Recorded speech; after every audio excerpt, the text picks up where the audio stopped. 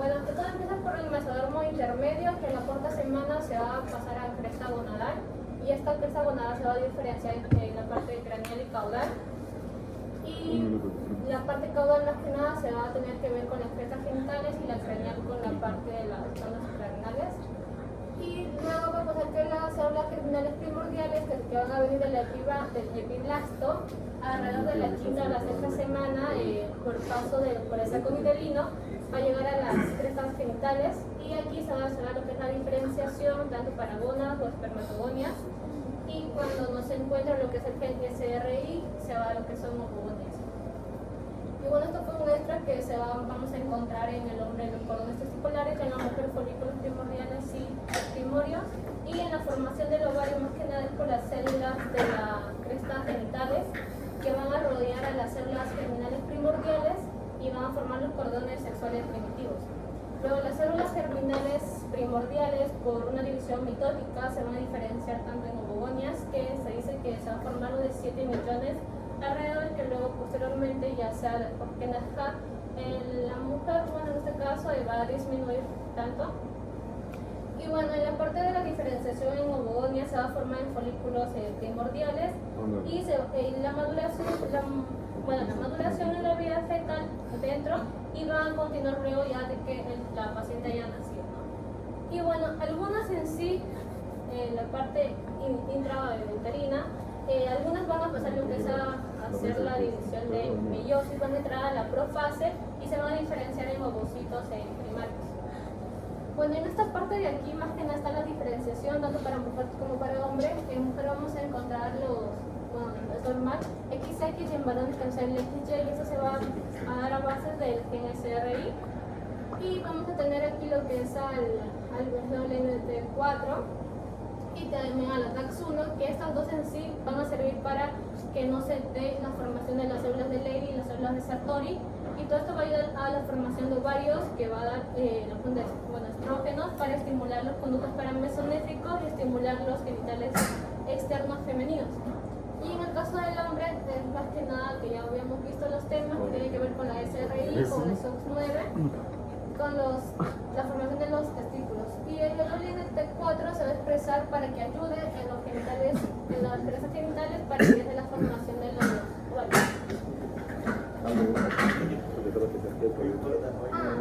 El esquema. Viendo ese detalle, ¿tienen alguna pregunta para Yanela? Más o menos esto es lo que tienen que hacer en su producto acreditable. Tienen un caso, el caso no está dirigido a darle el diagnóstico al paciente ni nada de ello, pero sí a conocer qué es lo normal en un organismo y tener una idea de qué puede ocurrir cuando algo se dé. En el caso de la paciente, que ya lo vamos a ver. Está todo bien, está bien explicado, Yanela. Muchas gracias.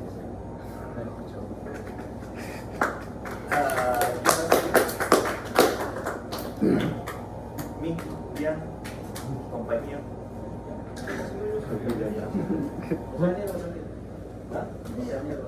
Daniel, ¿quiere salir? ¿No? Sí, seguro. Bueno, profesora, quiero salir. Ahí viene.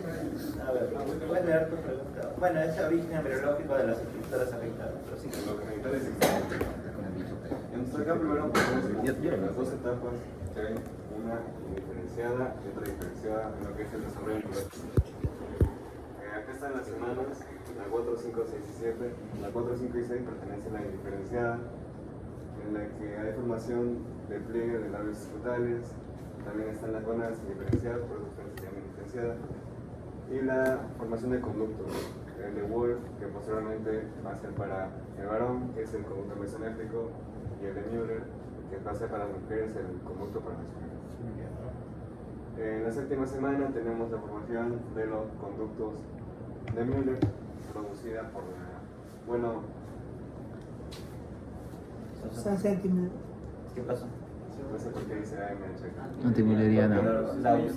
Dependiendo de si está presente o ausente, Causa la diferenciación. va a haber una diferenciación o degeneración de los conductos de Müller. Entonces lo que quisimos explicar acá es más o menos lo que pasa en el paciente. ahí nos dice que su cariotipo es XY, no XY. Ya. Entonces tiene presente el cromosoma Y. Este, como ya sabemos, tiene el gen SRY, que justamente sirve para la diferenciación. Gracias a este gen y también al factor de diferenciación testicular, se van a formar los testículos. Entonces, dentro de los testículos tenemos a las células Sertoli, que van a producir AMH, y esta AMH, que es la antimilariana, justamente va a afectar en esta etapa, que es la diferenciación, que va a permitir el desarrollo, Va a evitar. el desarrollo de los conductos de Müller, ¿no? Por eso ahí dice regresión de los conductos. De los conductos de Müller, y por eso hay ausencia, en este caso, de la trompa de falopio, del útero, de los ovarios, y también sería el tercio superior de la vagina. Entonces, como si hay testículos, lo que va a pasar en la paciente es que hay una falta de receptores de testosterona. Ya. Entonces, tampoco. Ahí les está adelantando. El caso de la paciente es una alteración en los receptores de andrógeno. Entonces, tampoco se va a poder producir la DHT, que es la dihidrotestosterona, y por ello no va a haber una masculinización de los genitales externos. Entonces, como que por default va a tener un desarrollo de genitales externos femeninos. Y no solo eso, la testosterona que no puede ejercer su acción por insensibilidad androgénica, pasa a convertirse en estrógenos por aromatización. Y por eso es que estos estrógenos generan un desarrollo genital femenino a nivel embriológico, y conforme crece la paciente le genera los cambios sexuales secundarios femeninos. Paciente con mamas, genitales externos femeninos, vello púbico, por los estrógenos circulares. Prosigue. Y acá tenemos el desarrollo embriológico de los genitales externos, tanto en hombre como mujer. Las partes que teníamos eran el tubérculo genital. Ya, ¿qué va a formar en la mujer? El clítoris. El clítoris, muy bien. Después tenemos a los pliegues labiofrontales, Ya, ¿y qué forman en la mujer? los labios mayores, Los labios. ¿Y en el varón? el escroto. El escroto. Excelente. Y falta otra que Falta otra que no sabes. Piensa en equipo ahí. Bien sabe. pliegues uretrales, Los pliegues laterales que forman los labios, ¿no? los labios menores. ¿Y el varón? El dorso, no, la parte ventral del pene o el rofe. Ah, sí, es el cuerpo del pene. Está bien, excelente. Muy bien. Muy bien, José Daniel. ¿Alguna duda que tengas?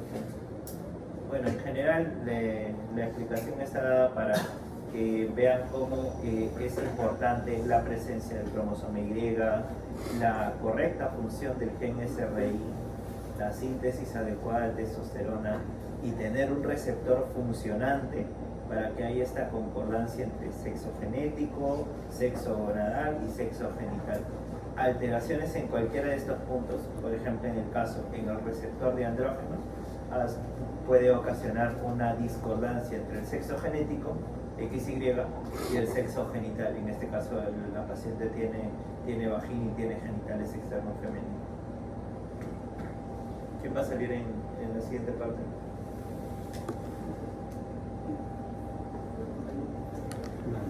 Francis. A ver. Lo voy a traer hacia adelante, ¿ya? Porque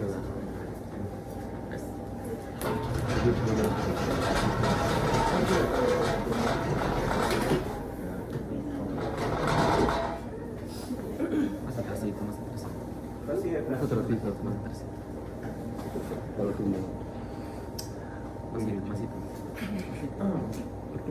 Ya, bueno, ahora continuando con el número 3, tenemos a la importancia de exámenes auxiliares. En el caso de pruebas hormonales tenemos a la prolactina para descartar una hiperprolactinemia, lo cual es causante de menorrea. Hasta ahí nada más. ¿Por qué viene la paciente? Porque ¿Por no qué viene había, a consultar no a la había paciente? menstruado. ¿Ah? Falta- Por ausencia de reglas. Así que todos los estudios Primaria. inicialmente están dirigidos a estudiar la ausencia de reglas. Le piden prolactina porque la hiperprolactinemia puede causar menorrea. Muy bien, ¿qué más? Bueno, en el caso de la paciente, pues, los niveles de prolactina estaban normales, así que se descarta la posibilidad de que la prolactina haya causado la menorrea. En el caso del FSH y el LH sirve para evaluar la función del eje hipotálamo hipófisis gonadal.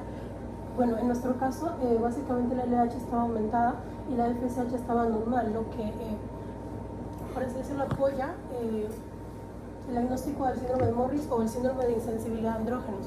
En el caso de testosterona libre sirve para evaluar la producción de andrógenos, que básicamente en nuestro caso la testosterona libre está aumentada, lo cual confirma presencia de testículos en la paciente.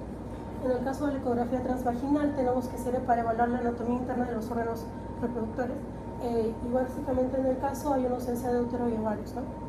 En el caso del cariotipo 46XY sirve para determinar el genotipo de la paciente, que básicamente en nuestro caso la paciente era genotípicamente hombre y fenotípicamente mujer.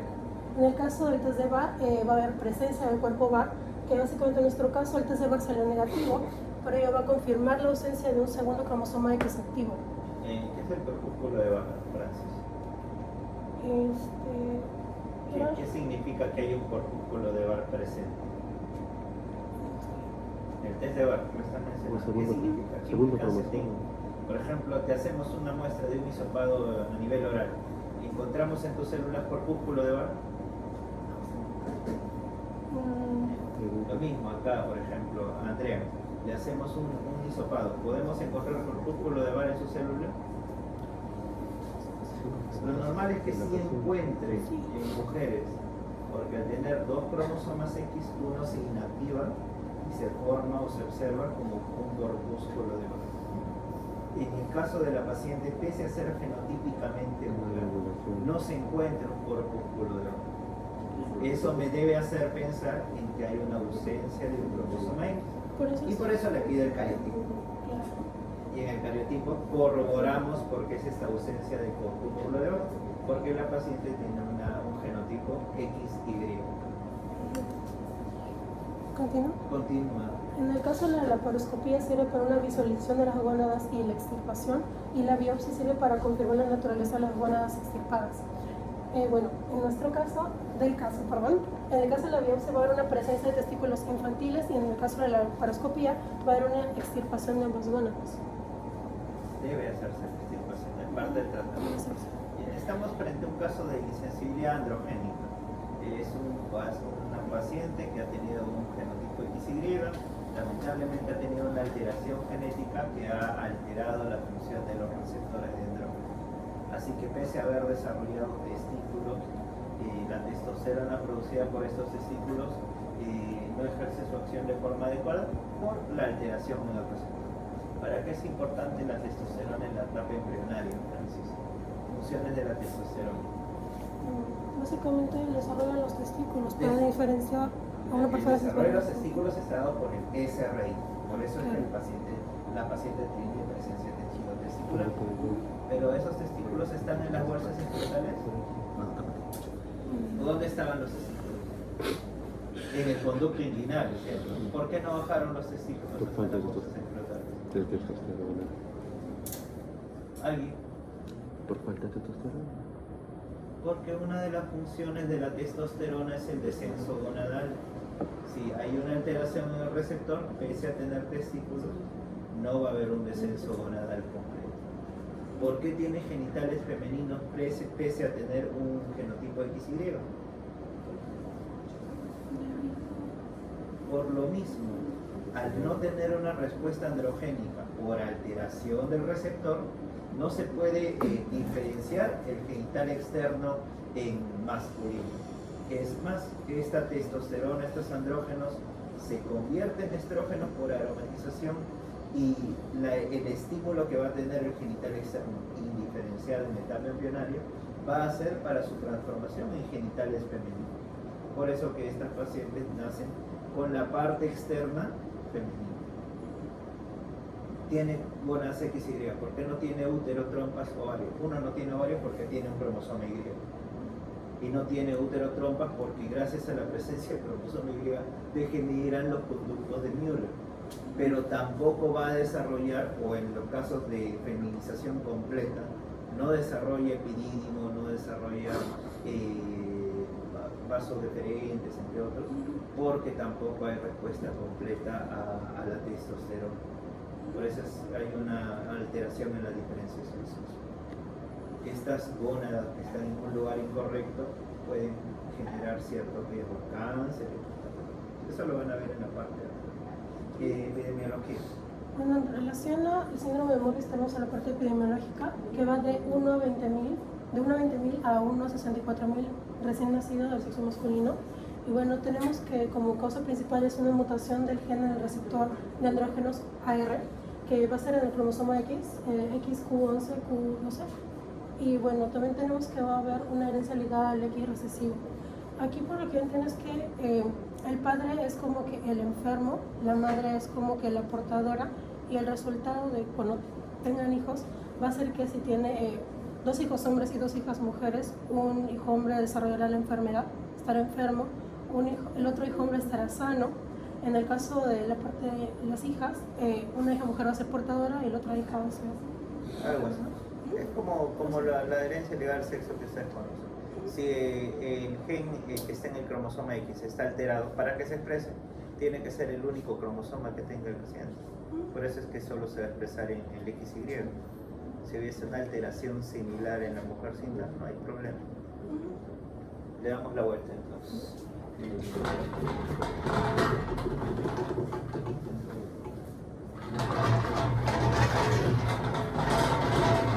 Tratamiento. Y en el caso del tratamiento tenemos que, en primer lugar, darle un apoyo psicológico y una educación buena al paciente. En el caso, dar una información detallada al paciente y su familia sobre la condición que presenta.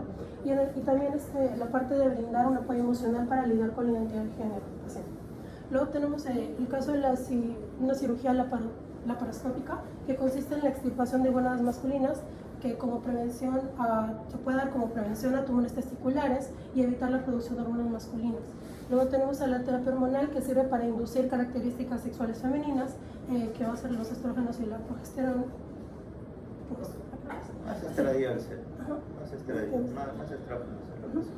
Y luego tenemos la parte de seguimiento médico regular, donde tenemos que hablar la densidad ósea, la función cardiovascular y la salud general del paciente. Y finalmente un apoyo multidisciplinario que tiene que estar orientado a la parte endocrinológica, psicológica y a la parte de cirugía, con el fin de brindar una atención integral. Muy bien. O sea, en síntesis, tenemos una paciente que tiene un problema genético de insensibilidad a los andrógenos y por eso tiene fenotipo femenino. El tratamiento preventivo es la cirugía, dado que esos testículos que están fuera de la bolsa escrotal, al estar fuera de su lugar normal, pueden tener cierto riesgo a un desarrollo posterior de un cáncer más adelante. Y todo el apoyo psicológico y hormonal que necesite la paciente. Usualmente los casos que les va a venir en su práctica, en su producto acreditable, son así, son casos clínicos de una situación en particular, y las preguntas básicamente están dirigidas no al tratamiento ni al diagnóstico, pero sí al aspecto normal, ¿no? Por ejemplo, en este caso hemos hablado de receptor androgénico. ¿Cuáles son las funciones de la testosterona?